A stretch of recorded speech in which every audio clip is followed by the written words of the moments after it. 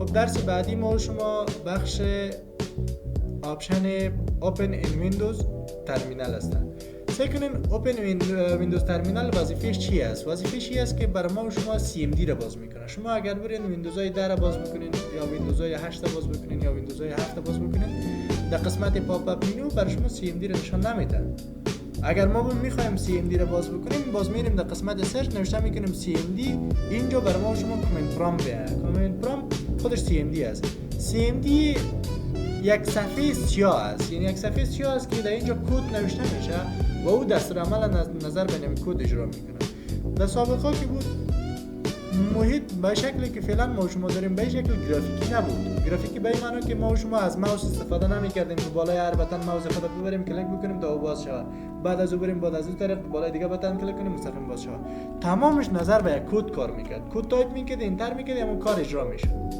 اما ببینید ویندوزهای فعلی هم به شکل گرافیکی کار میشه و هم ما میتونیم از صفحه سیلای استفاده بکنیم، یعنی صفحه کاملا سیاه است و به خاطر کدینگ استفاده میشه. خب من میرم کامند پرامپت اینجا باز میکنم یا اوپن ترمینال باز میکنم. در قسمت چند موضوع رو من در این بخش براتون کار میکنم. سعی کنید در اینجا برای ما شما فعلا پاورشل باز شده. در قسمت ما میخوایم که یوزرهای کامپیوتر خود ببینم که در این کامپیوتر چند دانه یوزر مثلا دارم. نوشته میکنم نت یوزر. همین که انتر کردم فعلا میگه این کامپیوتر یک دانه ادمنستریتور یوزر داره و یک دانه یوزر دیگه به نام رادین است. شما اگر ویندو کی را با کلید ال فشار بدین، فعلا همین یوزری را که ما باز کردیم به نام رادین است. ببینید به نام رادین است. یعنی پس ما یک یوزر داریم به نام رادین که فعلا داخل همین یوزر شدیم. خب اگر ما بخوایم که یک یوزر از طریق CMD ایجاد بکنم، جور بکنم، خیلی چطور میده؟ نوشته میکنیم که نت یوزر.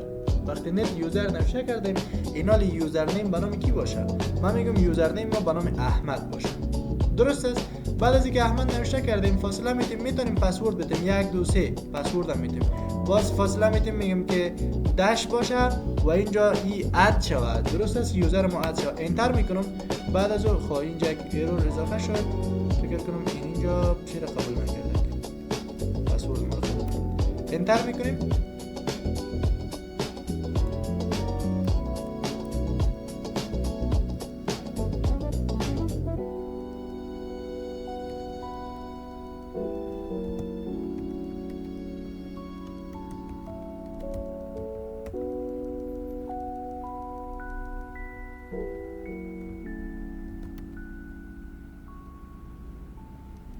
خانیت یوزر احمد قبول نکرده که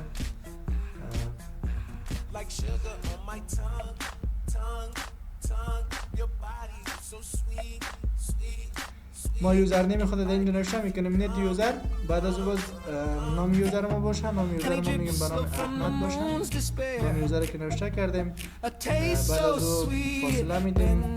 میخوایم پسورد شما مشخص بکنیم یک دوسته باشه. بعد از اینکه پسورد ما مشخص کردیم داش اد اضافه میکنیم. درست است؟ انتر میکنیم.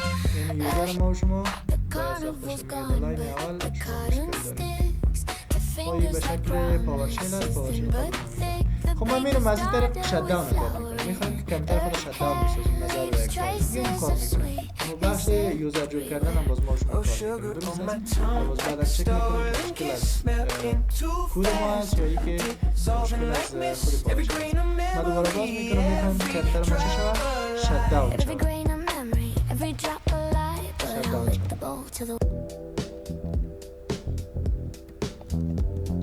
منفی چی باید بدیم؟ منفی S فاصله منفی T تایم مشخص میکنیم. میگیم 20 30 ثانیه بعد خاموش شود. انتر میکنم. این تایم قید شد برش. اتومات کامپیوتر ما میگه منتظر باش بعد از 30 ثانیه قید میشه. خب ما میخوایم کنسل بکنم. چی کار میکنم؟ شت داون فقط منفی A نوشته میکنم. انتر میکنم. دوباره با صرف نظر. درست است؟ برنامه رو میشه CMD باز میکنیم. باز ما و شما میخوانیم بعد. درست است؟ برنامه باز یک ذره جنجالی میشه. برنامه را باز میشه که ما بر شارتکت جور. شارتکت به این معنی که ما کنترل با یکی از حرفا فشار بدیم اتومات برمون باز شود. درست است؟ از این طرف. و از طریق CMD زیاد کارا میشه. یعنی پاورشل ما میتونیم یوزر جور بکنیم. یوزر خود مثلا پس از بین ببریم. درست است کامپیوتر خود شات داون بسازیم، میتونیم رمز وای فای خود ما از اینجا چک بکنیم، کامپیوتر خود آی پی آدرس بدیم. درست است. مثلا ما میتونیم که تعداد آی پی آدرس های کامپیوتر خود چک بکنیم، معلومات کامپیوتر خود ما و شما مکمل چک بکنیم. درست است.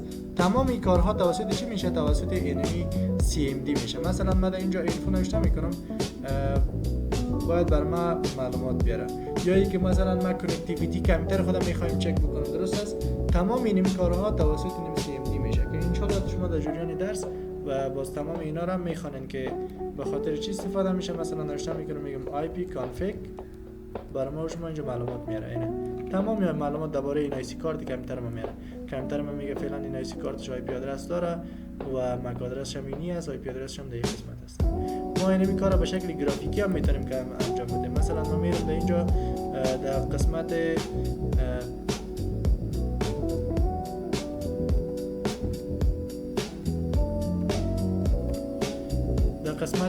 کنترل پنل کامپیوتر ما میریم و از اینجا ما میتونیم آی پی آدرس هم میکنیم و همچنان چک هم میکنیم. اینجا اینترنت کامپیوتر ما است، ما میریم اینترنت از قسمت چک میکنم. یعنی کاری که ما از طرف گرافیکی میکنیم سعی کنیم یک ذره طولانی است. ما رفتم اونجا کد یک چیزی رو نوشته کردم و بعد از اون اومدم در قسمت آی پی آدرس و اینجا ما میتونیم آی پی آدرس ست بکنیم. همین کارا ما میتونیم بسیار ساده و کوتاه از طریق کومند پرامپت یا مو ترمینال هم اجرا بکنیم. این از طریق ترمینال هم میتونیم. پس ترمینال که از به خاطر کدینگ استفاده میشه. شما یک ذره که حرفه‌ای‌تر شوید باز میتونید از این کومند پرامپت شما استفاده بکنید تا اینکه بتونید کارها رو به شکل سریعتر اجرا بکنید. خب این بود موضوع درس ما و شما بخش کومند پرامپت که ما در قسمت کار کردیم و همچنان در قسمت ترمینال که ما در اینجا کار کردیم. و موضوع دیگه دیسپلی ستینگ است، روز دیگه میخوام.